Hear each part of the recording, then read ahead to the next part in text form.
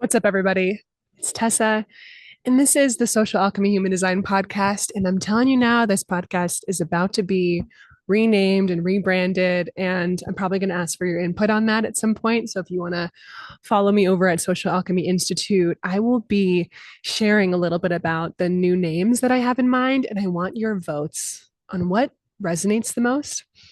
But that's all besides the point because today, my heart is already racing because I have to make a podcast episode on this thing that I just realized is, unbelievably near and dear to my heart. But this recent experience that I had just cracked open something inside of me that I've truly never had words for and now feel compelled to share and speak on because I know I'm not alone in it. And while I know that maybe not everybody shares the exact same experience as me, that there is something that will be similar or perhaps healing for you in your own journey. And for that reason, I really want to kind of put myself out here and share this story that I had. And I really want to share this experience that I recently had where I actually got to meet my younger self in the form of a soon to be freshman in high school girl named Story. And she is such a beautiful young woman. And she's a family member of mine. I mean, she's not family by blood. She's on my husband's side of the family, but to me, she's been family by blood. So, in order to tell you this story, I first need to set the stage a little bit and give you some context into this experience. So, the first being that I literally met my youngest self. I met my inner child in the form of another living, breathing, walking, tall teenager.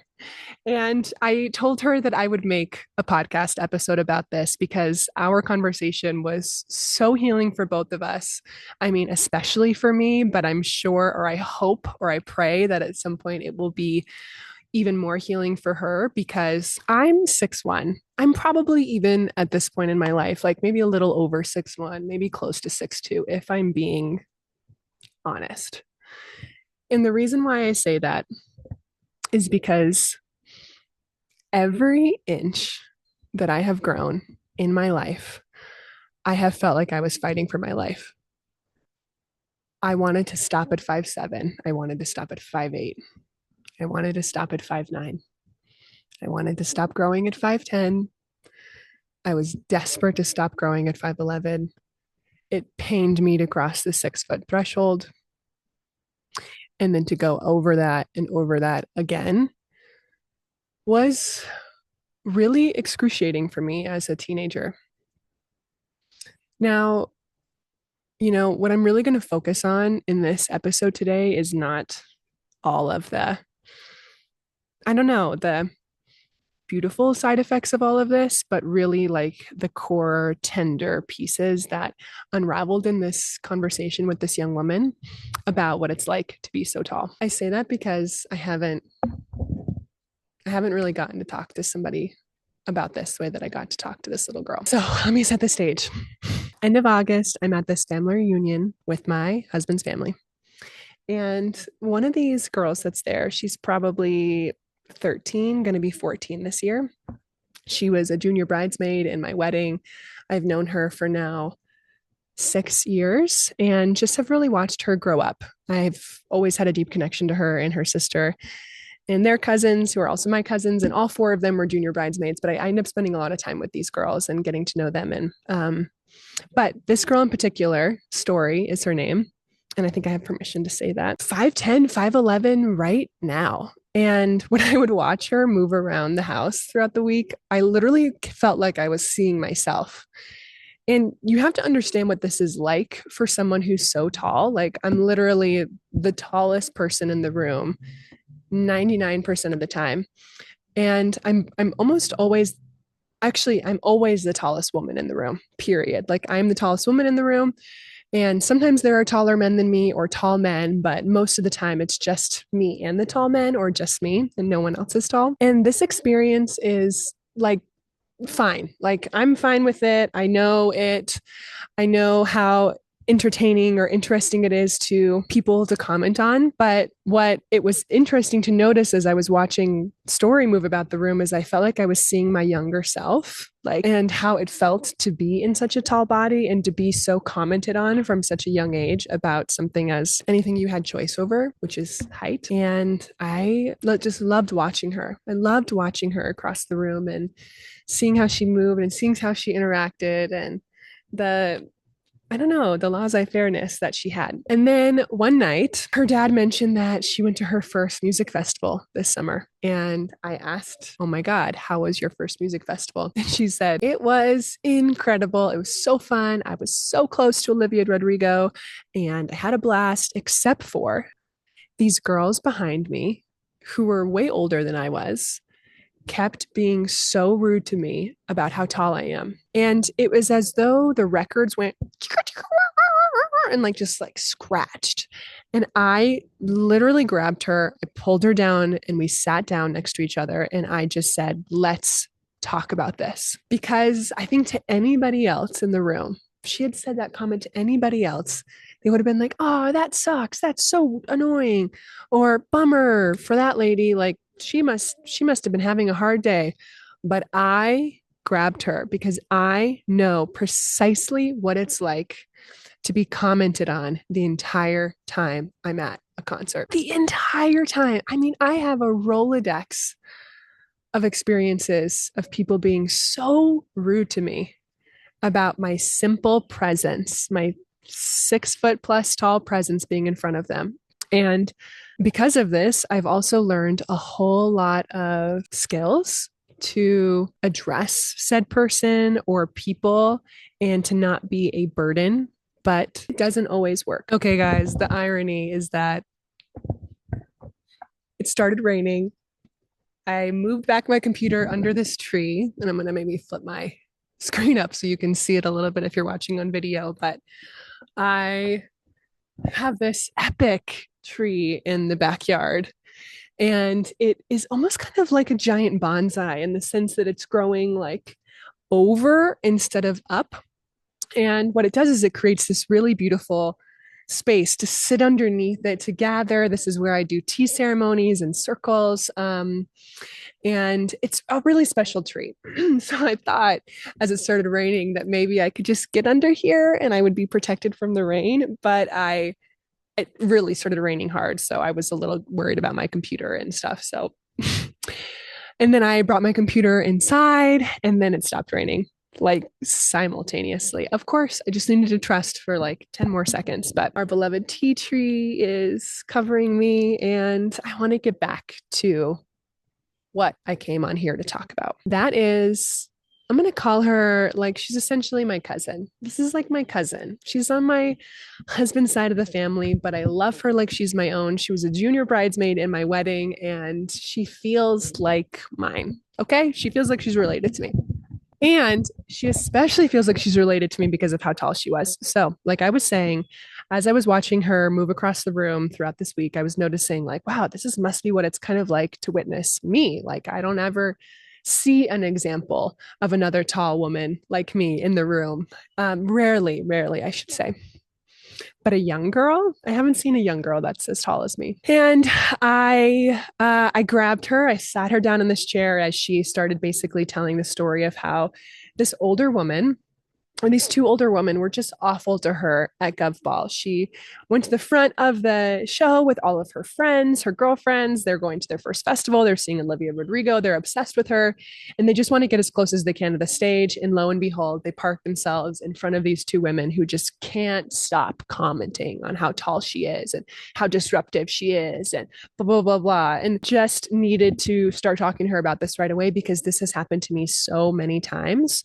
You guys know my husband works in music. He produces music festivals. Like, music has been a part of my life and my adult life in this tall body in such a pivotal way, but it's also been the source of a lot of suffering too, because if the first thing that happens when I arrive to a show is I will, like, either somebody will actually be overt and say something to me or about me, or I'll hear it, or I'll overhear it.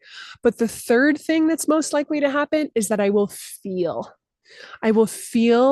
like the daggers boring into my back, and I will feel that I am blocking someone's view, that I am inconsiderate or I shouldn't be here. On my best nights, I am really able to combat this up front and say, hi, oh my God, so great to meet you guys. I'm Tessa. What's your name?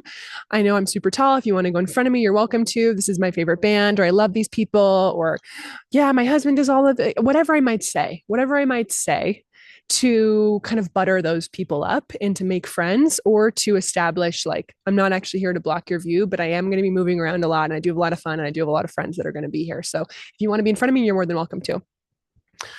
Or I will wither and I will not be able to say something, and I will retreat so far into myself and I will want to shrink and get so small that I won't be able to say anything at all. Those nights are the worst. I don't feel like I can dance. I don't feel like I can connect. I will start to feel like too much time has passed and now I can't address it. I can't turn around and make friends. I should have done it right away. And I will just be in my head an entire concert. And if I'm being honest, I will want to leave. I will want to leave the whole time and I just won't enjoy it. Even if everyone else everyone else around me is enjoying it, I will be in my head the entire time and just feeling like this sucks. This really sucks. Sometimes I'll share that with my friends or the people that I'm with, and they'll want to get really confrontational with the person who said that to me. But that doesn't feel good either. It doesn't feel good when there's actual confrontation about it, where it's like, screw you, like, she's a goddess, let her be here. Like, that kind of sucks too, because it doesn't actually make me feel any safer being there. Back to the story. When I pulled the story down and I started saying all of this to her, she just melted and was like, it happens to you too. And I was like, girl, of course.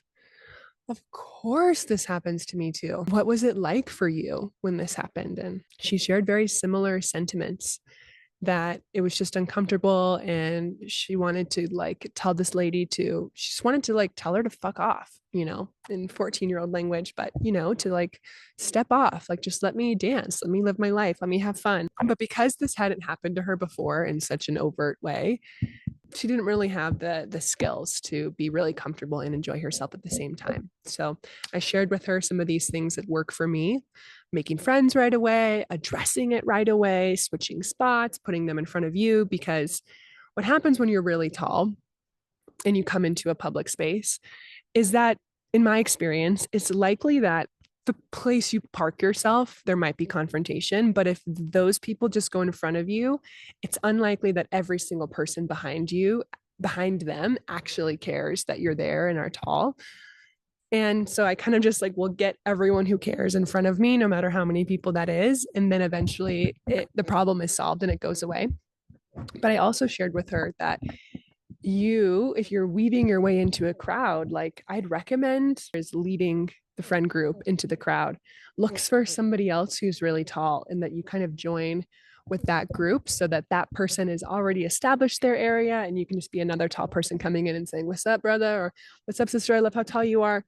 You okay if we dance next to you too? Because I know you know what it's like. And I know you already warmed up this space. You already primed the people around you so that we're good. Tall people love that. We love to meet each other, obviously. But this is a conversation for another day. But like, I don't like it to be hyper focused on. Like, I don't just like make friends because they're tall, but I feel more comfortable in the space if there is another tall person there.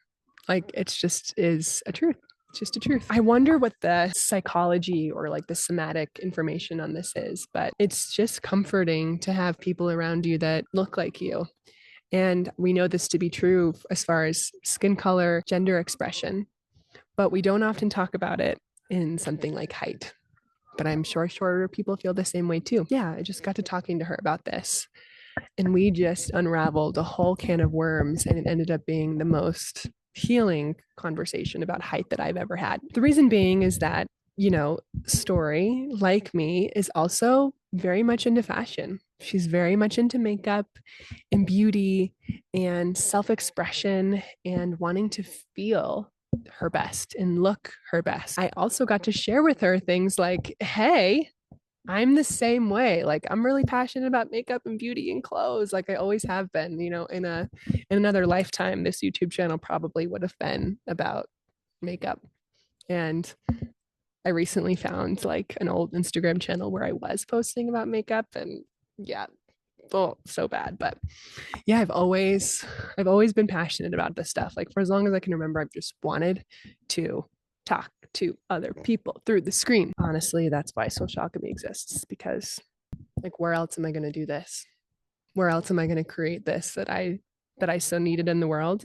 You can't find where you belong, you create where you belong, and that's what I've done.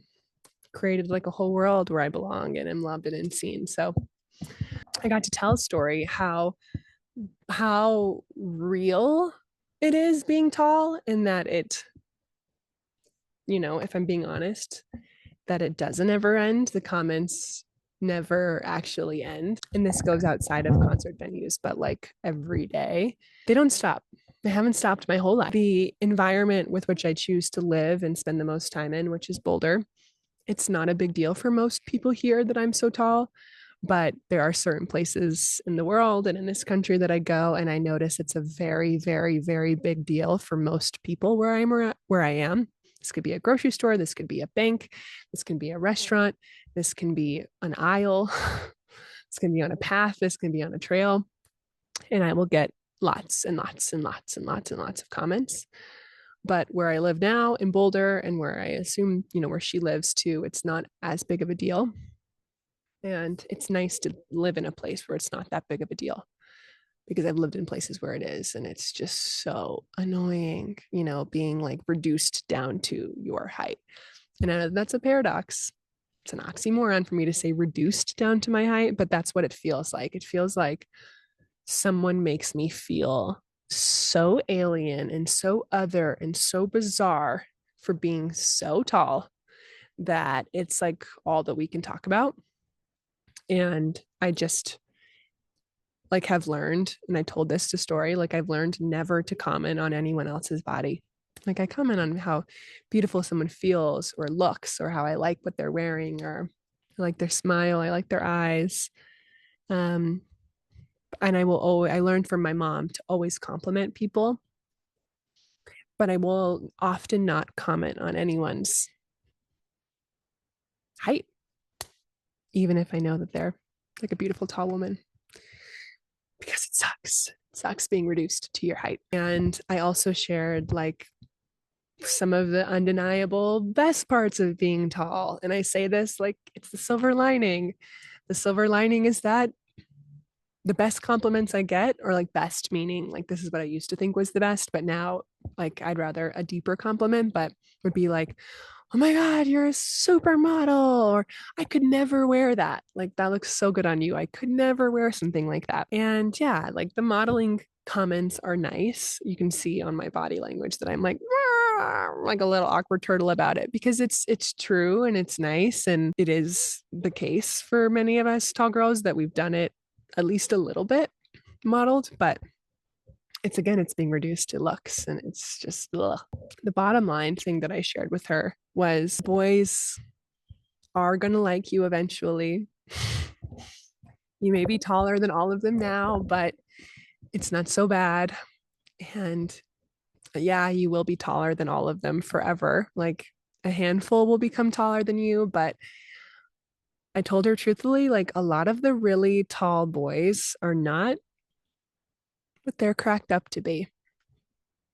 They are not what they are cracked up to be. And height as an attraction and a soulmate determining factor is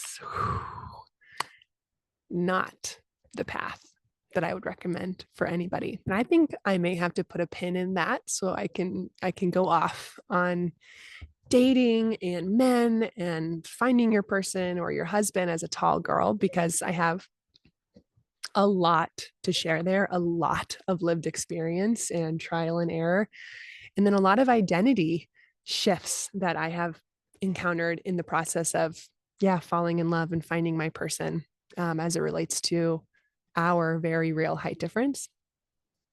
But I shared a little bit of that with her, but I didn't want to open the whole can of worms, because when you're 14, everything can feel like it's about boys and clothes and who's cool and who likes who, but it gets a lot cooler to be tall as you get older.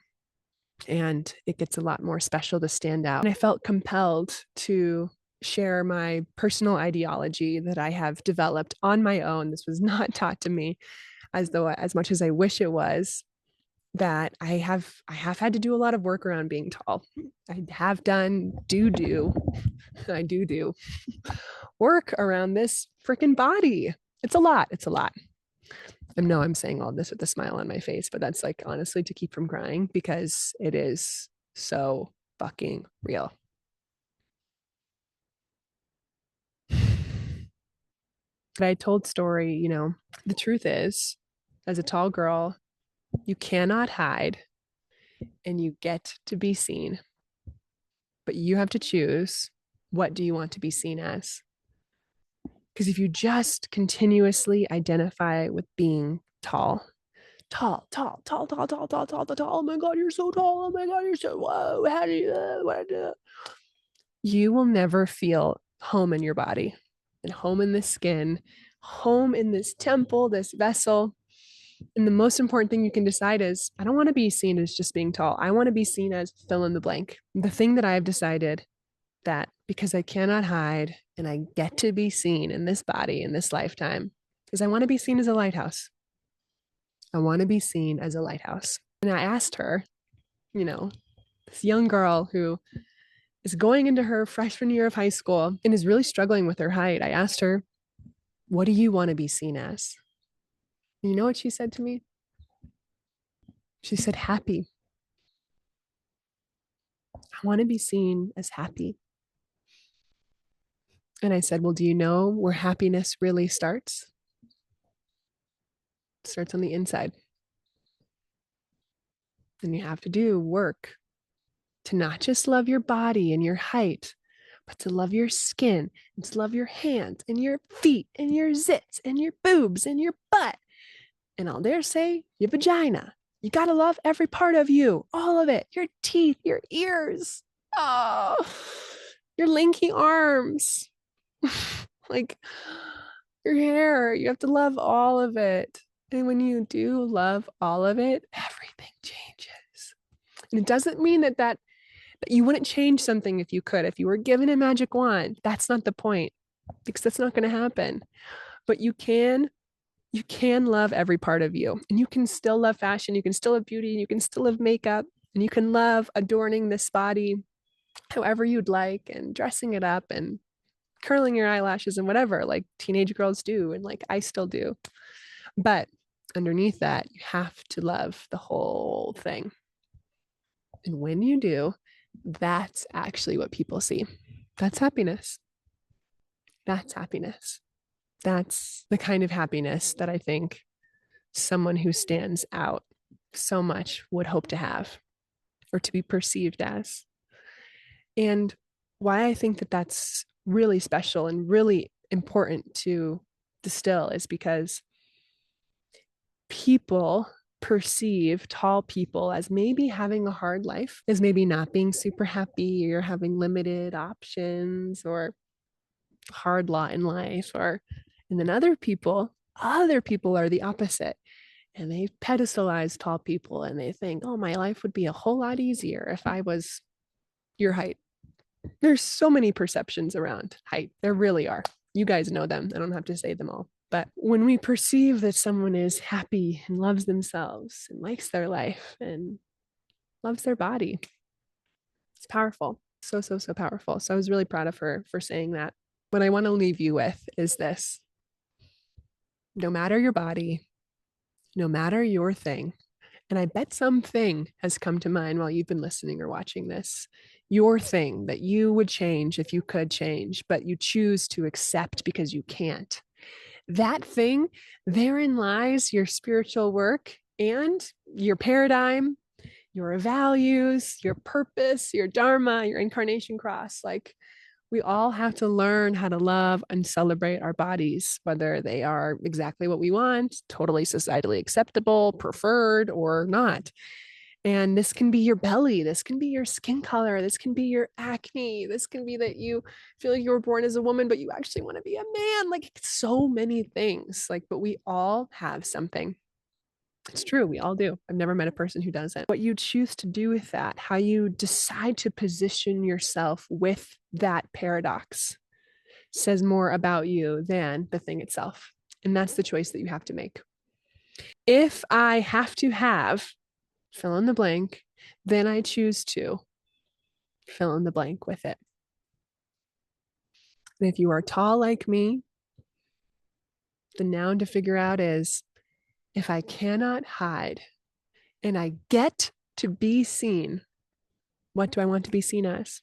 I will leave you with that. I look forward to seeing you guys on an episode, sometime soon. Much love.